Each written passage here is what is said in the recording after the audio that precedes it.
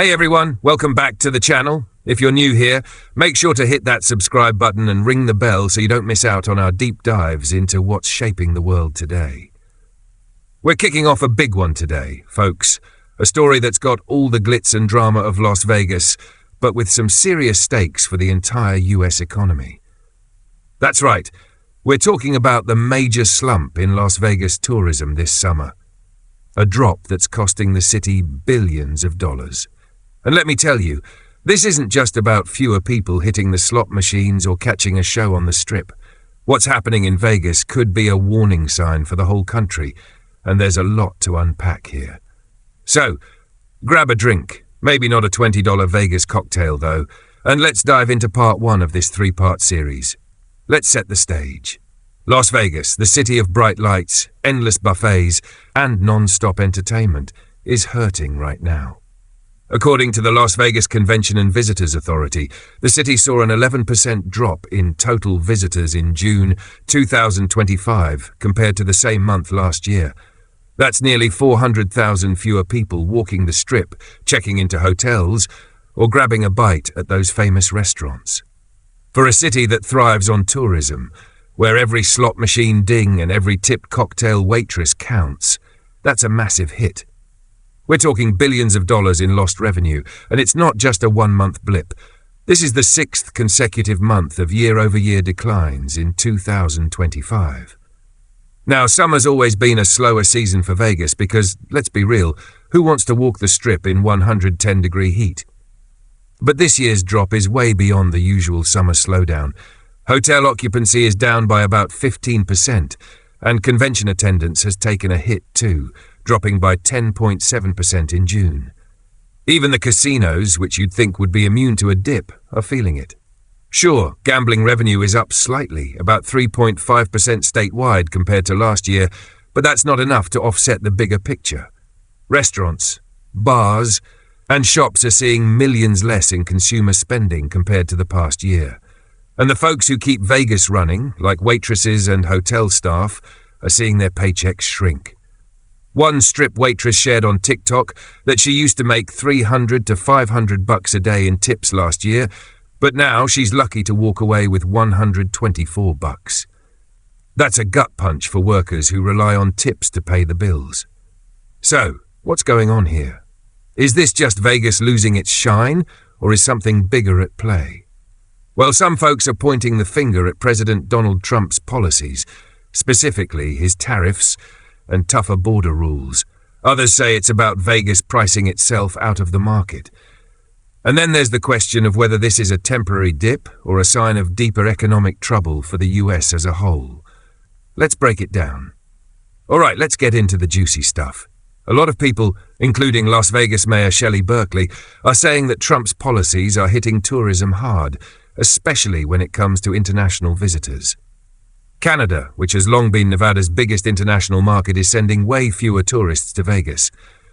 We're talking a 40% collapse in Canadian visitors flying into Harry Reid International Airport this year. That's huge. Mayor Berkeley put it bluntly. What used to be a torrent of Canadian tourists has slowed to a drip. And it's not just Canada. Mexico's high rollers who used to flock to Vegas for big gambling weekends are staying away too. Why the drop? Well, Trump's tariffs are a big part of the story. In August 2025, he upped the ante by raising tariffs on Canadian goods outside the USMCA agreement from 25% to 35%. These tariffs aren't just about trade. They're making life more expensive for Canadians, who are now thinking twice about spending their dollars in the US.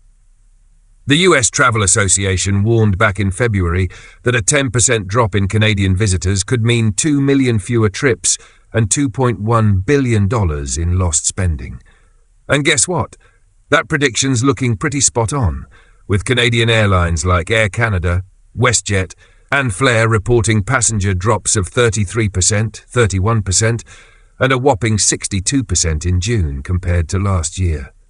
A travel agent from Windsor, Ontario, named Wendy Hart, said it's all about politics for sure.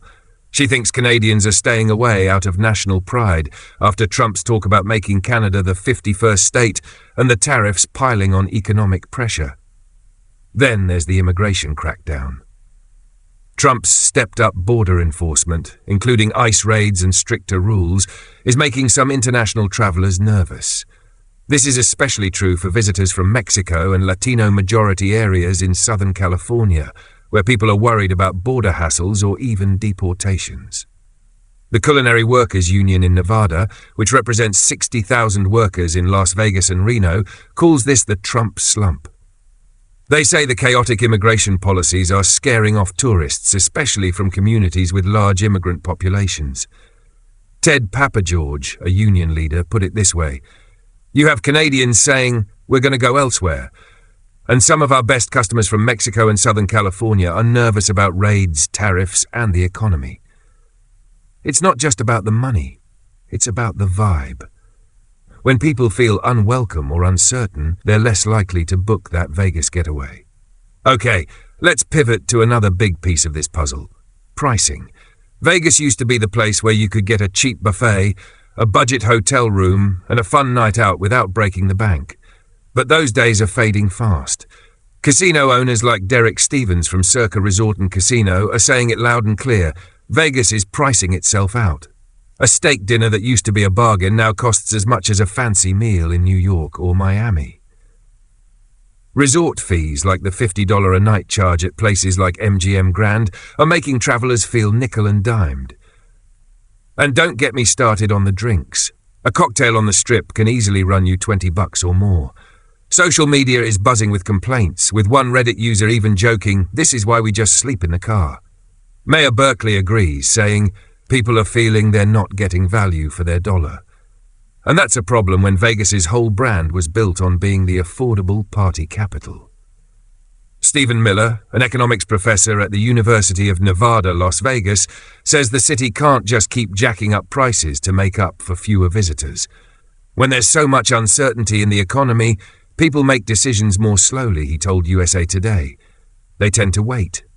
And right now, with tariffs driving up costs and a softening economy, a lot of folks are waiting or picking other destinations altogether. Younger travelers especially are turning away from Vegas. They're not as into traditional casino gaming, and they're looking for places that offer better value or a different vibe. Add in the strong US dollar, which makes it pricier for Canadians to travel south, and you've got a recipe for a tourism slump. The World Travel and Tourism Council is projecting a $12.5 billion drop in international travel spending across the US in 2025, and Vegas is feeling that pinch more than most. Now let's zoom out and look at what's happening across the border, because this is where things get really interesting. Canada's not just sitting back and taking the hit from Trump's tariffs, they're flipping the script.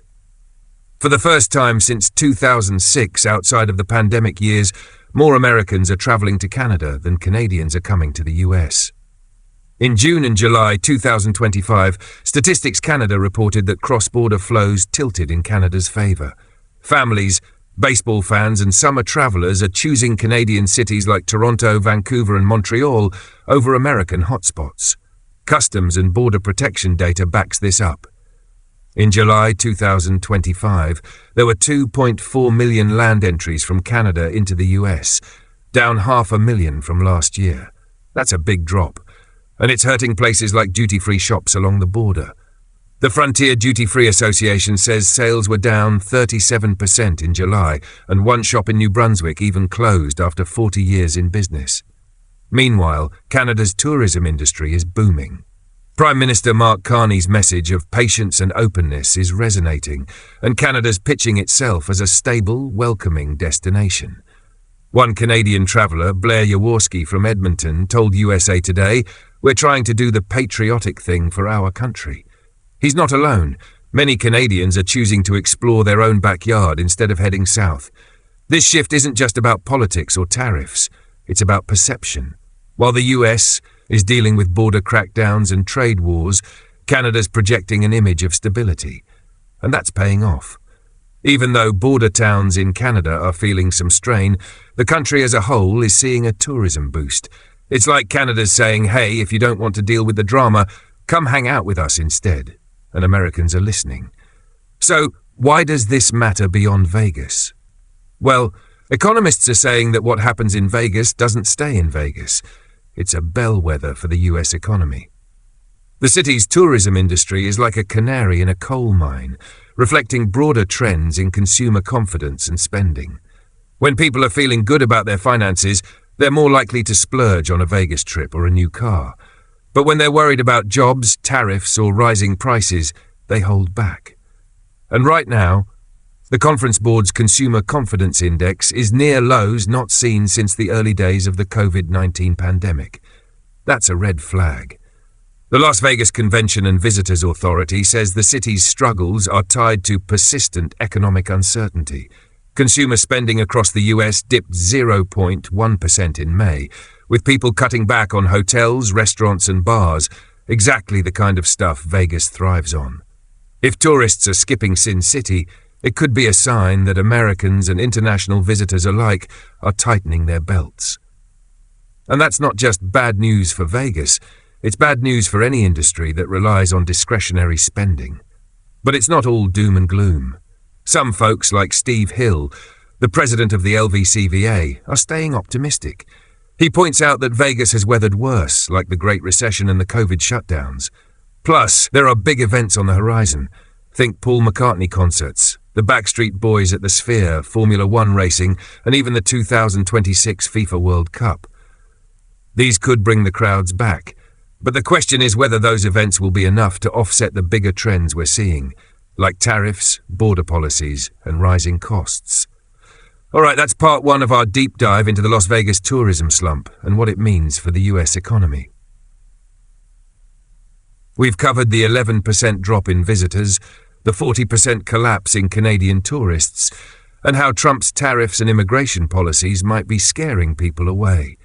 We've also talked about how Vegas is pricing itself out of its own market and how Canada's stealing the show by being the stable, welcoming neighbour. But there's so much more to this story. In part two, we'll dig into the dairy trade war.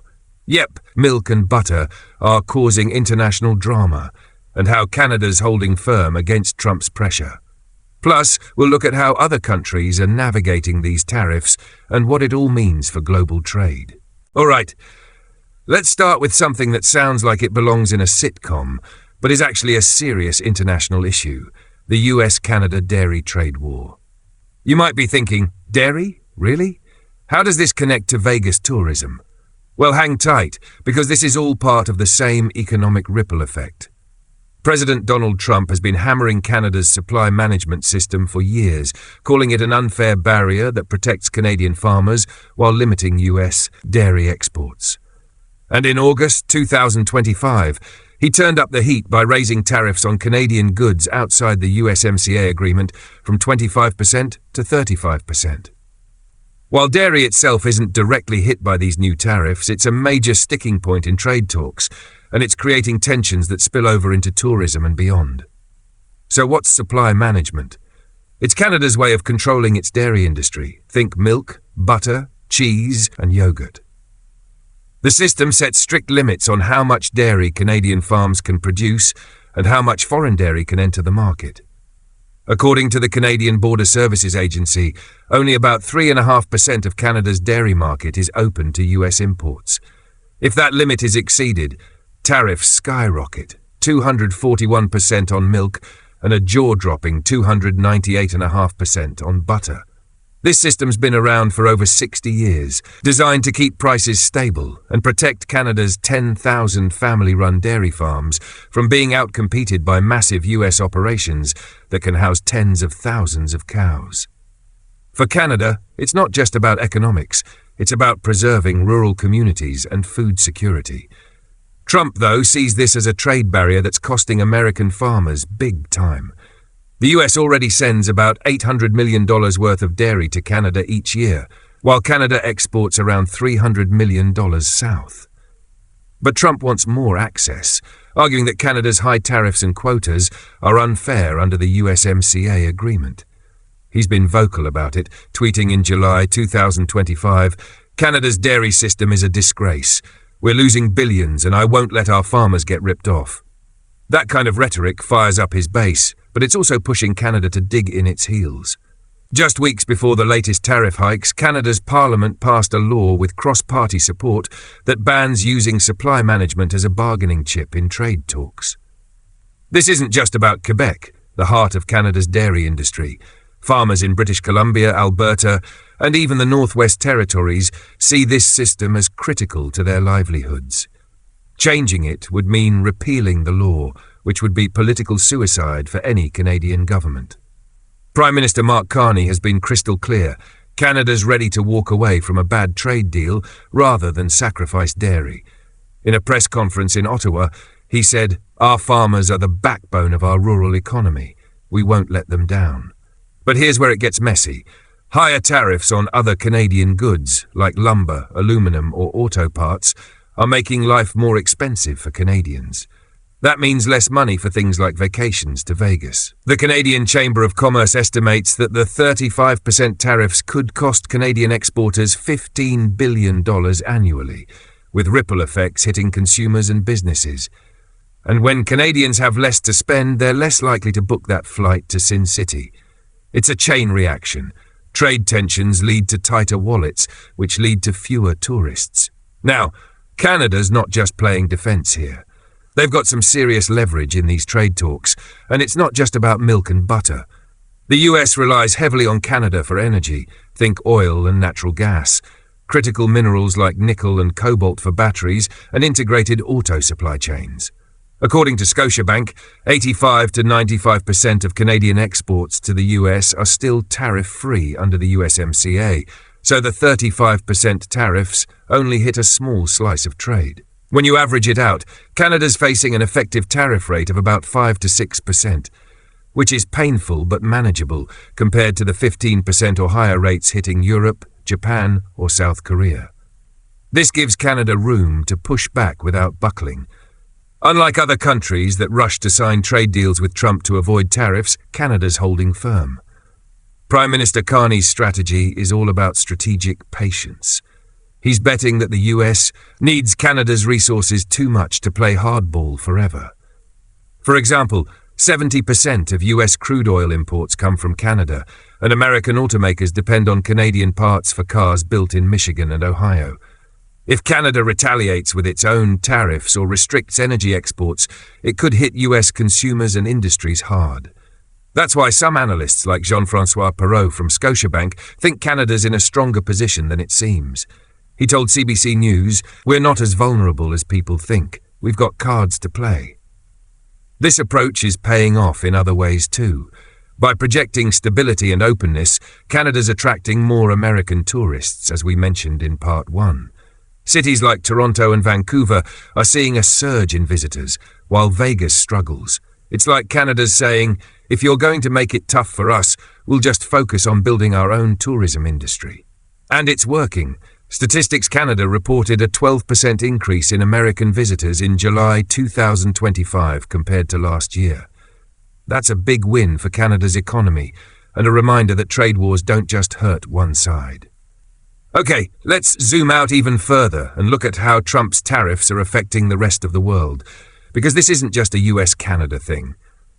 Back in August 2025, Trump declared a big win, saying his global tariff campaign forced 90 trade deals in 90 days. The idea was to cap tariffs at around 15% in exchange for massive investment pledges from countries like Japan, the UK and China. On paper, it sounded like a masterstroke. Force allies to invest billions in the US to avoid higher tariffs. But in practice, it's a mixed bag, and the uncertainty is hitting industries hard. Take Japan's auto sector, for example. The World Trade Organization says the average US tariff rate is now over 20%, the highest in a century. For Japanese carmakers like Mazda, that's a real cost. Mazda's expecting nearly $1 billion in extra expenses this year because of tariffs. To cope, they're ramping up production at a $2 billion plant in Alabama, but half of their cars for the US market still come from Japan or Mexico. Until trade terms with Mexico are finalized, Mazda's stuck with higher costs and no clear timeline. A Mazda exec told Reuters, "We're bracing for the impact, but it's tough when the rules keep changing." Europe's in a similar boat. The European Commission, led by President Ursula von der Leyen, reached a framework agreement with the US promising tariff cuts and a quota system for steel and aluminum. But here's the catch.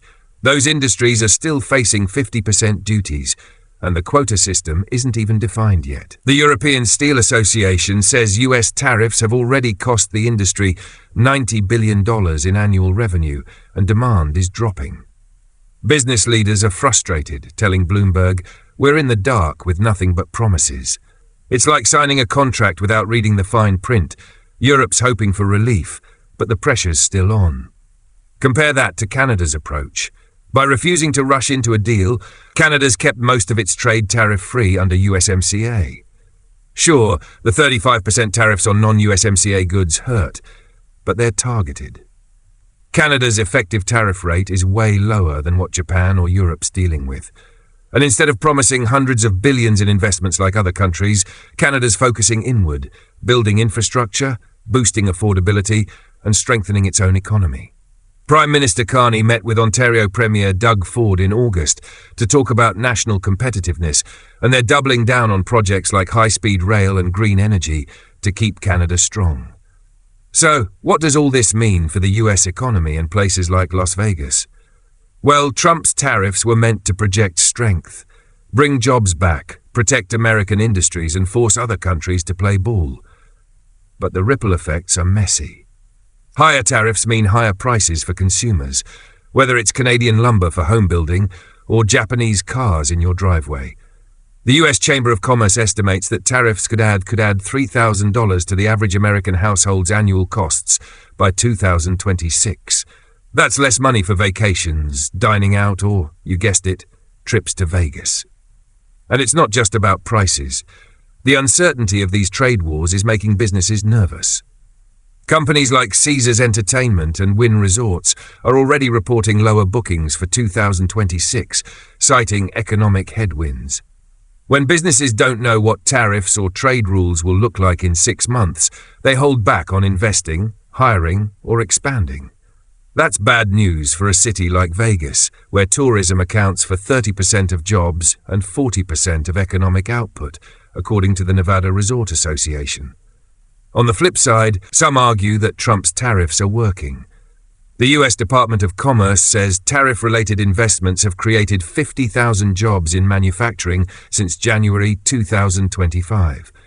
But economists like Paul Krugman point out that these gains are dwarfed by losses elsewhere. The Peterson Institute for International Economics estimates that tariffs could shave 0.5% off US GDP by 2027 if they stay in place. For Vegas, that could mean even fewer visitors as people tighten their belts. Let's kick things off with a moment that grabbed headlines in August 2025. The Alaska summit between President Donald Trump and Russian President Vladimir Putin in Anchorage. This wasn't just a photo op. It was billed as a chance to tackle big issues, like the war in Ukraine, and maybe even score a ceasefire. Trump went into it with his usual bravado, promising to deliver peace and show the world he's the guy who can get things done. Putin, meanwhile, was all about projecting strength and reminding everyone of Russia's historical ties with the US, going as far as referencing their World War II alliance during his press conference. But behind all the handshakes and red carpet moments, the summit was more about symbolism than substance, and it's got some surprising parallels to the trade wars we've been discussing. So, what happened? Well, not much, if we're being honest. Trump wanted a big win, a ceasefire, maybe some sanctions relief, or at least a clear path to settling the Ukraine conflict. Instead, he walked away with vague promises of more meetings and a hint that the war might be resolved by freezing the front lines in exchange for territorial concessions. Analysts like Fiona Hill, a former National Security Council advisor, called it a non-event for Trump. Putin, on the other hand, got exactly what he wanted: a global stage, a photo op with the US president, and no new sanctions or penalties for Russia's actions in Ukraine. Russian state TV ate it up, with one anchor calling it Putin's victory lap. Ouch. The parallels to the trade wars are striking. Just like Trump's 90 trade deals in 90 days promise, the Alaska summit was sold as a quick fix, a way to project strength and get results fast. But like those trade deals, the summit left a lot of uncertainty in its wake. European leaders especially weren't thrilled. They saw Trump cozying up to Putin, while Ukraine's President Volodymyr Zelensky was left waiting for concrete support. The European Commission President, Ursula von der Leyen, didn't mince words, saying borders cannot be changed by force, and Ukraine must remain capable of defending itself. It's the same frustration we saw with Europe's steel industry or Japan's car makers.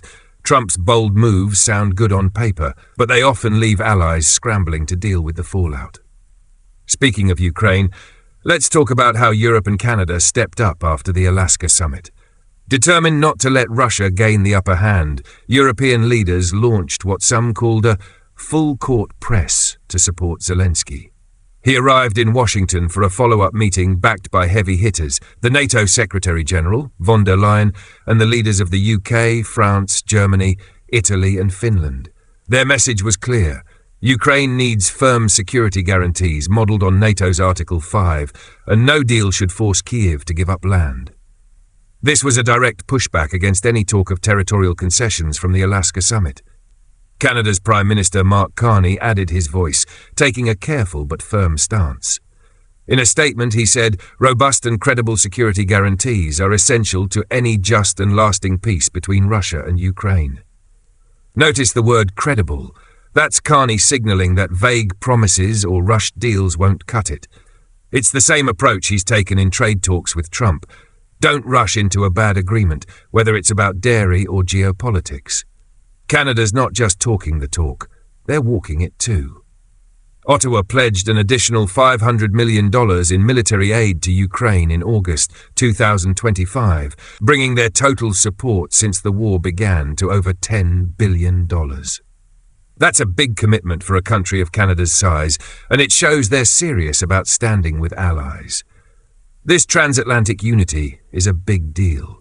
It's a reminder that Trump's go-it-alone style, whether in trade or foreign policy, doesn't always work when allies push back together. The Alaska summit showed that Putin walked away with a PR win, but Europe and Canada made sure Zelensky wasn't left hanging.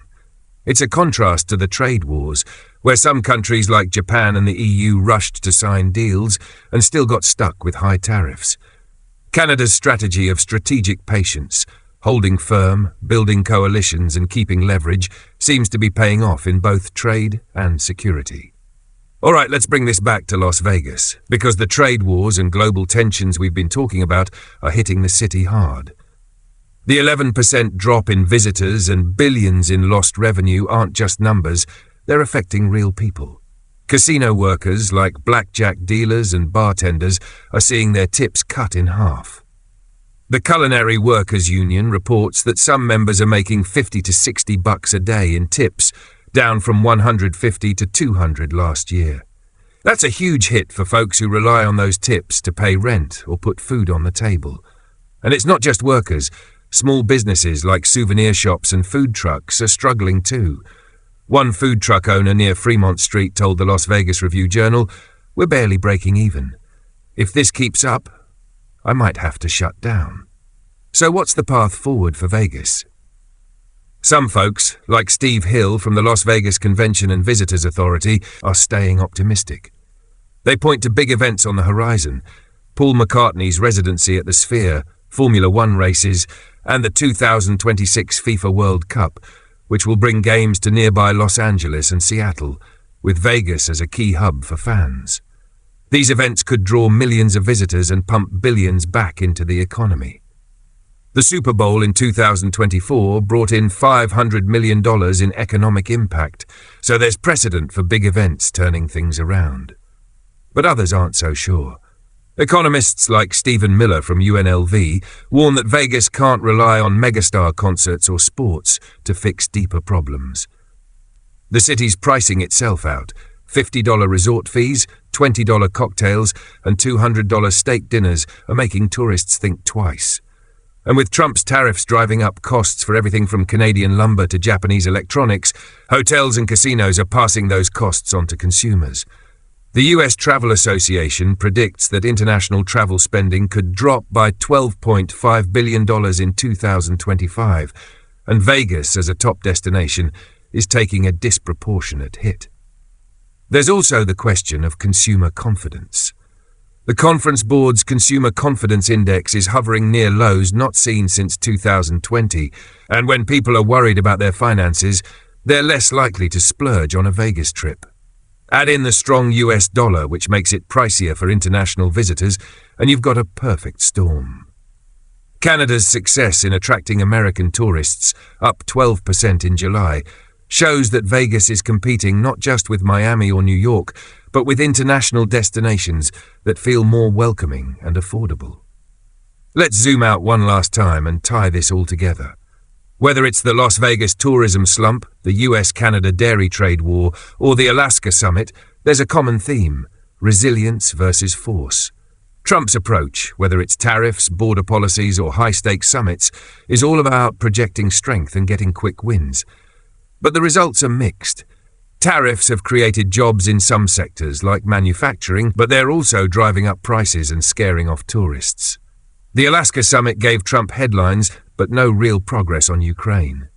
Meanwhile, Canada's strategy of strategic patience, holding firm on dairy, building coalitions with Europe, and boosting its own tourism industry, is proving more effective in the long run. For Vegas, the lesson is clear.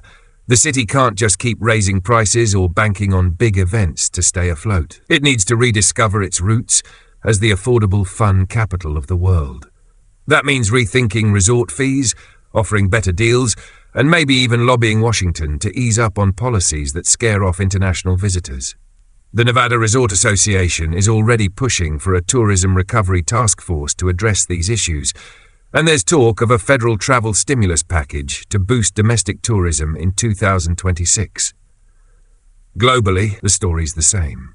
Countries like Canada, by staying steady and leveraging their strengths, are weathering Trump's storm better than those who rush to sign deals. The US risks losing more than just tourists. It risks losing trust and economic leverage if it keeps pushing allies away. As for Ukraine, the transatlantic response shows that unity and credibility matter more than flashy summits. Prime Minister Carney summed it up best: no deal is better than a bad deal. That's a mantra, Vegas, and maybe the US as a whole could learn from. We've gone from the bright lights of Las Vegas to the dairy farms of Canada, the trade rooms of Japan and Europe, and the summit tables in Alaska. The Las Vegas tourism slump, down 11% in visitors and billions in revenue, isn't just a local problem, it's a warning sign for the US economy. Trump's tariffs and border policies are hitting hard, especially with Canadians staying away, while Vegas's high prices are pushing even domestic travelers to look elsewhere. Canada's flipping the script by attracting more American tourists, and their strategic patience in trade and security talks is paying off. Meanwhile, the Alaska summit showed that quick fixes don't always work, whether it's in trade or geopolitics. So, what's next for Vegas? Big events like the FIFA World Cup and Formula One could help, but the city needs to get back to offering value and welcoming vibes. For the US, the challenge is balancing strength with cooperation, because driving away tourists and allies might cost more than anyone expects. What do you think? Can Vegas bounce back, or is this the start of a bigger decline? And is Canada's approach the right one in these trade wars? Drop your thoughts in the comments below and let me know what other topics you want us to dive into next. If you've loved this series, hit that like button, share this video with your friends, and subscribe if you haven't already. Your support keeps this channel going, and I read every single comment, so let's keep the conversation alive. Thanks for watching, and I'll catch you in the next one.